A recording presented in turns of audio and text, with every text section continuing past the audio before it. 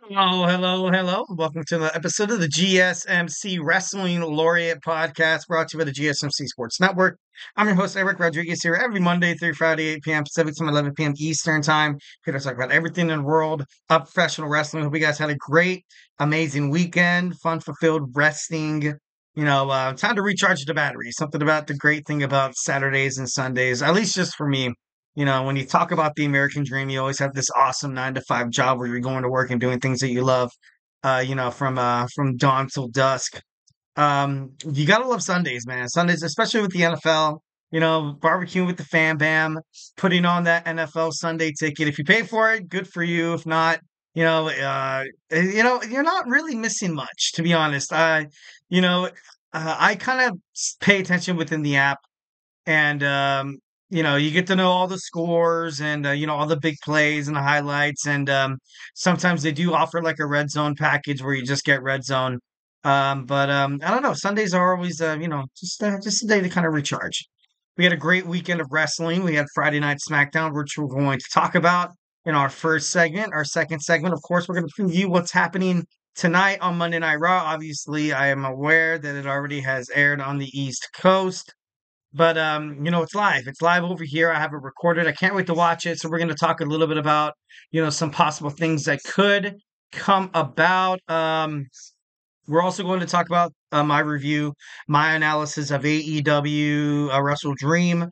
We're going to talk about AEW and WWE PLE comparison.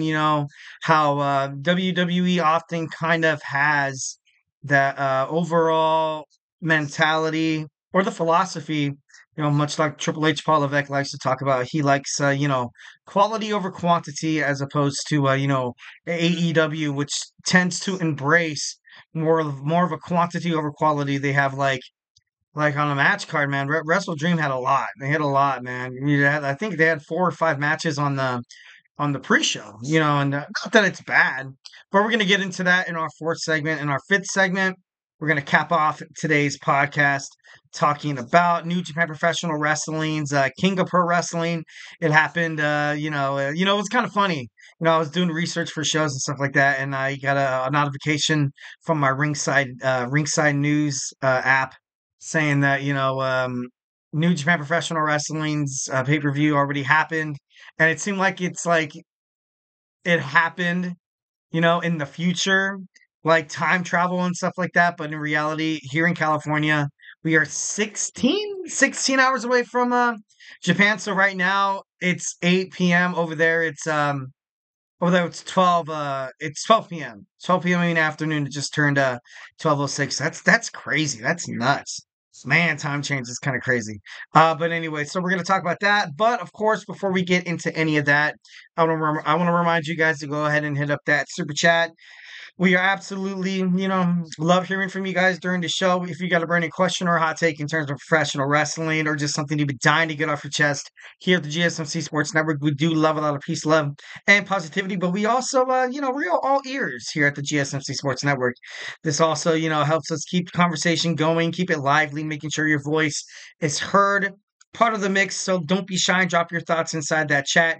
And if you really, really, really want to make sure your comment, question, or concern gets noticed on the show, why not use that super chat?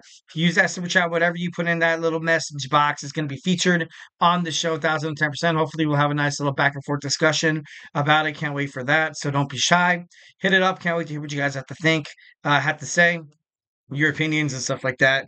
Also, it just helps us, support the channel, support the GSMC Sports Network, helps us keep these amazing podcasters doing what they do best, is talking sports, baseball, basketball, football, hockey, you name it. Here on the GSMC Sports Network, we do have we share a little bit of love with all the sports out there, so, we can keep bringing you guys even more awesome content that you guys love so much. We are absolutely super grateful for each and every one of you guys who joins us here daily on the GSMC Sports Network. Your support makes all the difference. So let's keep the conversation going, keep this party going. Send in those super chats, those super stickers, because you guys are super awesome. And together we will make sure this podcast is bigger, better, and stronger than ever. Once again, if the super chat is not your thing, hit up the tips and donations link at the GSMCpodcast.net.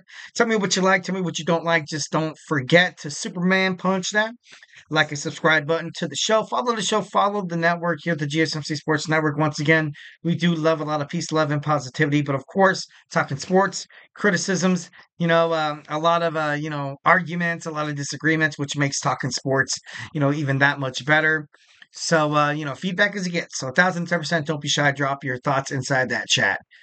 All right, so of course we're going to start off with what happened on Friday. It was a huge, huge, huge Friday night SmackDown. It was an absolute bombshell, to be honest. First and foremost, we saw SmackDown kicked off with Jimmy Uso, the returning Jimmy Uso, helping his tribal chief Roman Reigns at WWE Bad Blood. It was kind of cool. He got a warm audience reaction, which was pretty cool. He was 6 months out, man, 6 months out. After WrestleMania, in April. Kind of crazy. So he's probably been out as long as Cody Rhodes has been WWE champion. Roman Reigns came out shortly. He did something a little different today. He was like, honestly, he talked about, damn it, I forgot where they were today, but he was like, join me and acknowledge, Big Jim, Big Jim. It's kind of funny. Then he high fived Jimmy Uso, which was, he kind of got that silly baby face thing out of him. Like you could tell he kind of broke character a little bit, Roman did, but then he quickly, jumped right back on. And I got to be honest, during his little rant, at first I was a little, like, all right, where is he going with this? Where is he going with this? But eventually he did find, he did hit home on the promo, which makes me worry. Once again, you have Roman Reigns possibly becoming a babyface. As a babyface, he wasn't really good, on promos and stuff like that. He was better as a heel. So, obviously a little concern came to me there. I was kind of seeing a little bit of post-Vietnam flashbacks and stuff like that. Like, you know what I mean? You're just like post-traumatic. You're like, oh my God, no, here we go again. Babyface Roman Reigns doesn't know how to, cut a good promo or doesn't know how to play to the fans or anything like that. So I thought, but he eventually picked it up, which was pretty cool. He said, he kind of reflected on what happened in the past, what's happening on the present, and what he wants to do for the future. He was talking, he said, for 4 years, we took what was ours. I don't like where we are at right now, which is, and then Jimmy was like, you know what? And no, Roman Reigns first, he was like, you know what? We are still the ones.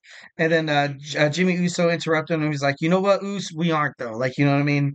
No Uno Fala. We also have no tribe. We need help. And he was talking about one person. Obviously, everybody in the arena, all the audience members started to go nuts because they knew exactly who they were talking about. The new WWE Intercontinental Champion, Jey Uso.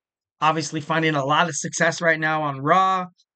Honestly, as a singles wrestler, I'm not sure him joining this whole Bloodline Civil War would kind of shoot himself in the foot. But maybe SmackDown or maybe during joint pay-per-views they can use him occasionally. But at the end of the day, you still need the WWE Intercontinental Championship defended. Something that WWE has done in the past is put championships like the World Tag Team, like the WWE Tag Team, like the United States, also like the WWE Intercontinental. They are defended on Raw and SmackDown, so which makes me think and believe that I'm like, you know what? I don't think it would be that much of a problem to have Jey kind of be in the storyline a little bit more than a lot of fans are expected. But I don't know, it's kind of crazy. And then he was like, straight up, he was like, no yeet. I thought that was kind of funny. I was like, damn, dude, okay. And then, of course, Jimmy Uso left the ring disappointed, leaving Roman Reigns to kind of ultimately think and reflect on his thoughts about not even acknowledging, not even getting Jey Uso back into the mix. Because, obviously Jimmy, Jay's brother, and then Solo Sikoa, the tribal chief, self-proclaimed. It's who knows them, who knows somebody better than their brother? Like, you know what I mean? Like if you had Solo Sikoa, then you have Jimmy and Jay on the side. Obviously, you would have you would have the upper hand. You would be only outnumbered by one guy. Yeah, you'd only be outnumbered by one guy. You would have to have an enforcer. You know, if Jey Uso and Jimmy Uso came back together on Friday Night SmackDown, which, like I said, I'm not sure if it's going to happen on SmackDown. It'll have to be probably, main event kind of caliber, PLE. I can imagine like backstage. at WWE Crown Jewel, you're gonna see Roman Reigns cross paths with Jey, and then kind of give him that look, and then Jey giving him that look as well, like I don't trust you, but we got to do what's right for the family, and of course Jimmy Uso is going to kind of be that glue, going to be the kind of be that man in the middle to kind of mitigate any problems that they had, kind of be a way to kind of have them amend past beef so they can come together and be as great as they once were. So yeah. All right, next we have Carmelo Hayes taking on the LA Knight for the United States title match. They showed AJ Styles' injury. Ultimately, it was I wouldn't consider it a botched play by Carmelo Hayes or AJ Styles in professional wrestling and even in sports. You know what I mean? Like that stuff kind of happens. And it just happened. Obviously, AJ Styles had to kind of be on the bad recipient of it, and Carmelo Hayes vowed that if he won the United States title from LA Knight on SmackDown, he was going to bring back that spinner belt, which would be pretty interesting, which would be pretty cool. To be honest, I thought, just a little something a little different. Like, something a little different, you know what I mean? Andrade obviously sitting ringside, obviously kind of swayed the attention of Carmelo Hayes, which cost him probably to, kind of be off his game a little bit. I kind of like how they're throughout these matches with the LA Knight, Carmelo Hayes, Andrade, and LA Knight and Andrade and Hayes, they're kind of leaving it open ended with a lot of the possibilities that these guys are kind of all equals. These guys are all equals, and ultimately, this title is ultimately going to be defended in a triple threat match, which I feel like would ultimately lead to Andrade winning his first belt in WWE, which is much deserved, much deserved. I would rather see, Carmelo Hayes. He's very, very young, so has a whole life, a whole generation of WWE to get out of his system. So, I want to see Andrade win. I love the LA Knight, and I love the way he kind of, his character is right now. But right now, I feel like Andrade would be a better United States champion. Um, Obviously, you saw the BFT for the victory. Then you saw a promo with Jimmy Uso and Cody Rhodes coming backstage. Jimmy Uso said, he basically set up straight up. Like, he basically, in a nutshell, within 1 minute, basically set up what's going to happen for the rest of SmackDown heading up until WrestleMania. And, obviously, I might be wrong about it, but, Jimmy Uso was like, you know what? We're handling family business, Us. It looks like you're holding your own. Respect. You know, speculations on Cody Rhodes being done with the Bloodline as of right now is, pretty concurrent. I feel like it's going to be, like Jimmy was saying about just strictly family. You have the final boss coming back, Solo Sikoa, all these new, Anoa'i family, Maya Veas, also the Fatus coming all together in one, sitting in WWE on even on one show. Like that's a lot of family. That's a lot of that's a lot of backups. So Jimmy Uso basically laid it out for WWE fans that Cody Rhodes is going to take a break from this whole bloodline civil war storyline or his beef with the bloodline. All right, next we have Last Legend and Miss Jackson coming over from NXT to challenge for the WWE World Women's Tag Team Championships, trying to take them away from Bianca Belair and Jade Cargill. Obviously, wasn't the case. The match ended pretty quick. I was a little disappointed on the length of the match, but overall, I was kind of getting red flags from the get go. It was interrupted by Kevin Owens, straight up, and then Kevin Owens preaching to the crowd saying that Cody Rhodes turned on me. Randy Orton tries to defuse the subject, gets into it with Kevin Owens, and obviously you had Piper Niven and Chelsea Green sitting ringside. You had the champions retain. Next, we have a promo. Nia Jax comes out with Tiffany Stratton, talking about congratulating Bayley, saying that I actually broke a sweat. Morgan can't beat me. I'm going to annihilate Liv Morgan, and of course she grabbed Tiffany Stratton, a very aggressive, a very if you treat the person that you have as your right hand man like crap, she's gonna cash in on Nia Jax. Like it's foretold, and and that's exactly what's going to happen. Tiffany Stratton, obviously, at this point in time, doesn't really belong on what's going on Monday Night Raw. I feel like they ultimately have to keep the belt on Liv Morgan until maybe perhaps Becky comes back or Asuka. But I don't know. It should be pretty interesting to find out what happens during that match. But I'm saying 95% Liv Morgan is not being cashed on. Of course, Tiffany Stratton seems like she was getting a lot of love from the fans. Naomi came out confronting Nia Jax, saying that she don't need anybody to beat you. Raquel Rodriguez, Morgan, Dirty Dom come out to kind of push the envelope a little bit in the match. We have a match between Naomi and Nia Jax. Referee comes out, granted by Nick Aldis, with help from Liv Morgan and Raquel Rodriguez. Naomi was able to pick up the victory, which is pretty awesome, which is pretty good. Good for Naomi. Definitely, love and respect, the WWE veteran and that. Then, of course, then you saw Rhea Ripley come out, the former WWE Women's World Heavyweight Champion, and it's kind of crazy, but ultimately it was, it was good. It was good. All right, next we have a promo. Nick Aldis makes Game 7, match number 7 between Carmelo Hayes and Andrade live next week on SmackDown. Of course, then he was confronted by Santos Escobar and Legado del Fantasma. Both basically, Escobar wanted a little love. Electra Lopez wanted a little love. Garza, Humberto Carrillo wants love as well. And, they're going to debut. They're going to fight against the debuting Motor City Machine Guns next week, which they're probably going to lose, which sucks because once again, I'm like, you know what? I feel like whenever it comes to like the luchadors, the Latino wrestlers in WWE, I feel like their opportunities, don't really get seen more than I don't know. Maybe it's just me, but I don't know. I just always, see how luchadors always kind of suffer in WWE.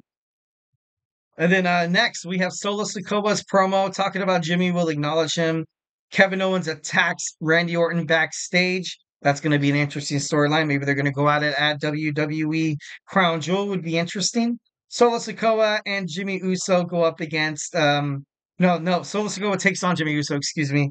Solo Sikoa wins, obviously, with the help from the Bloodline. Then they get attacked. Then Jimmy gets attacked from the Bloodline. And then, of course, then you saw Roman Reigns trying to make the save. Wasn't enough. The numbers game plays dividends once again, alluding to what exactly started the show, that Jimmy told Roman Reigns that we need help. We need help, Moose. And I know you don't want to, bend the knee, or I know you don't want to, kind of falter to try to amend things with Jey Uso and a lot of bridges that you burned in the past, but you're going to have to kind of face them. So I kind of definitely love that.